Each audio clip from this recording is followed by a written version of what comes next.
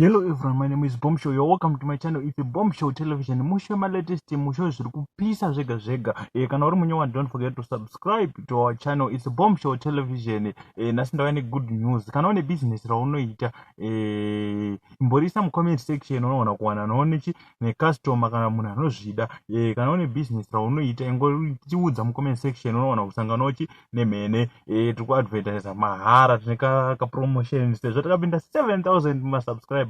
Guys, ndokubigai makapenga. Ndimi munoita tirambe tichiendera kumberi tichaga ma latest. So ndisinganyanye kupedza nguva. Kana uri munyowa ndinokuchingamidza nemufaro. Don't forget to subscribe to our channel. Ndisinganyanye kupedza nguva. Let's get into today's story and don't forget to advertise your business with us. Number munozowana pa description ye channel kana kuti ndichadzisa mu comment section.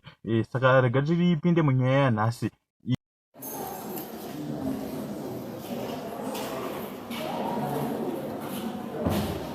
Kutaura kwandiri kuita kudai nyaya iya yekuchitungwiza kuzengeza 3 kwa Amai grant kwaane latest development zvichitevera mashoko kana kuti zvabva kudare redzimhosva reHarare richitungwiza magistrate court nekuti Amai vaGrant vatakurwa vakaendeswa kudare nhasi vakamiswa pamberi pemutongi wedare redzimhosva vachipomerwa mhosva zvekare inosanganisira yekuvanza rufu zvekare yekuvanza mwana wavo mukomana. Saka apa mapurisa anenge achiferefeta, asi pakuferefeta vawanikwa vaine nzwara. Hamene kuti nzwara idzi dzanga dzakawanda sei. Nzwara dzemukomana uyu dzaichengetwa naamai vake vachiisa mupesi yavo vachifamba nadzo.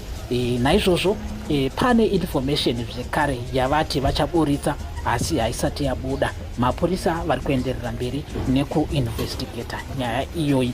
Pese patinenge tawana update tichazodzoka tichikuzivisai kuti zvafamba sei. Asi panapa nyaya iripo yatauya nayo kwamuri kuti muzive inyaya yekuti amai ava vawanikwa vaine nzwara dzemwana wavo. Hamene kuti vaidzichengeterei hatizivi, nekuda kwekuti paita nyaya yekuti munhu anovanzwa kwemakore 14 ozongowanikwa after 14 years. Ko aimbovanzirwei? Hapana chatiri kuziva. Ndo zvikuda kutsvagwa nemapurisa kuti vazive kuti zvakafamba sei, zvii zviri kuitika. Ndo nyaya yatanga tinayo nasuno. Naizvozvo chikumbiro chedu kune vanga vashanya kekutanga pamuti hakunanzva pano Pambire TV. Tinokupai nhau dziri kuitika munyika, zviri kuitika panguva iyoyo. Naizvozvo kana wanga usati wasubscribe, kungosubscribe dwe kuitira kuti pose poga patinoya nenhau iwewe unoramba uchiziva zviri kuitika.